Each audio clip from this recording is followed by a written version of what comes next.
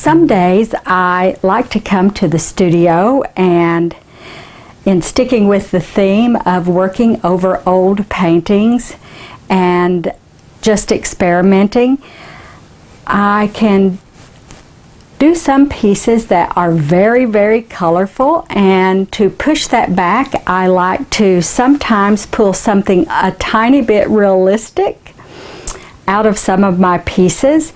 And so these are little sort of abstracted tree pieces, and they're very fun, very easy to do, and today I want to show you how I do these pieces. This is a small piece that I had layered a lot of different color and texture on, and you can keep pushing a piece like this, or you can stop and play and experiment a little bit with covering and lifting. And that's what I wanted to do today, to show you how I do the abstracted trees. So I usually like to start just covering the whole board, the whole panel.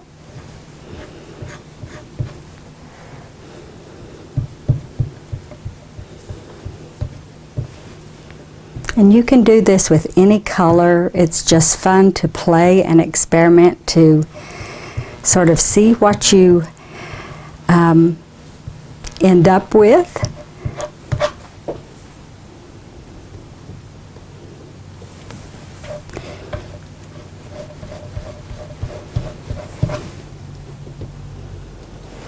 And this is fun. This is not meant to be anything grand, although you can make something grand out of them if you choose to.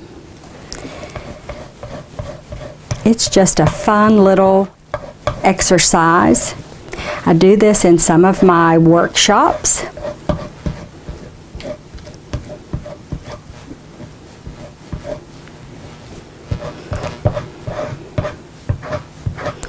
And I'm just putting it down very randomly.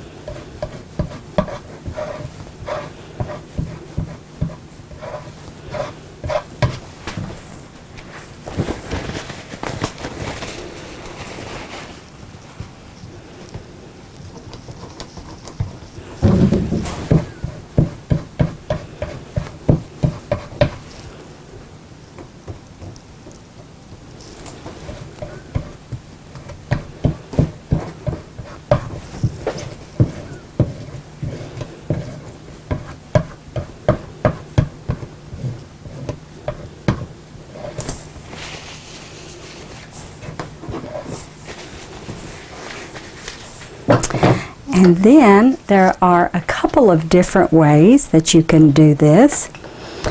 You can put some of your Gamsol on your palette, and with your Messermeister, just pick some up on the edge of the squeegee and lift out some tree shapes, and it shows all of that undercolor that you had, which was very random and bold. And I've done some of these more realistically than others, you know, in the trees, some a little more definite shaped than others. It's just fun to see that under painting come through.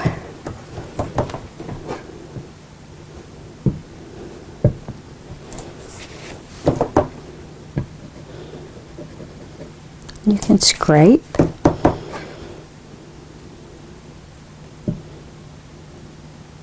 And just pull your squeegee through. Has to be that wet layer of paint.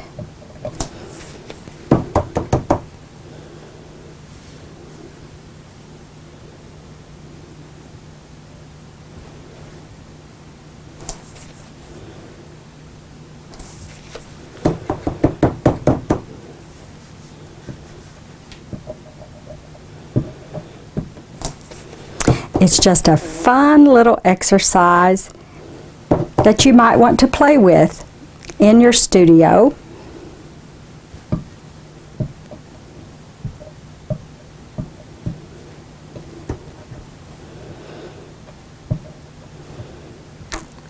And a quick way to do a little abstracted tree painting. Now you can let these set up and start drying and go back in and do different things to them. Let that set up just a little. You can enhance the foreground or the background more, just according to how much you want to work on them. They're just fun, quick little pieces to play with in your studio.